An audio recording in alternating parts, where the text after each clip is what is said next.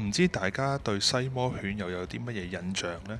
係咪覺得佢又大隻又白雪雪，好可愛？今次入學嘅西摩犬，佢本來就已經去過其他犬隻訓練學校度寄宿訓練，呢度要讚一讚佢嘅基礎服從訓練都做得好好。我哋之前入過學嘅西摩犬都有相同嘅問題，譬如搶繩啦、見狗興奮啦、見人好興奮啦、會撲人啦、撲跳等等。如果你有以上嘅問題，你就要留意一下，狗仔係咪喺屋企嘅時候十分之聽話，但係出到街嘅時候呢，就完全唔聽你講嘢啦。其實做服從訓練或者行為更正都要因應唔同嘅環境，將佢嘅難度或者干擾物嘅程度升級或者降低。好似片入邊西摩學生一樣，如果佢有基礎嘅服從訓練，咁我哋就可以將難度升級，例如轉換環境或者加入唔同嘅刺激物，令到佢喺唔同嘅情況都可以保持穩定。另外，如果你之前都係用開食物做獎勵，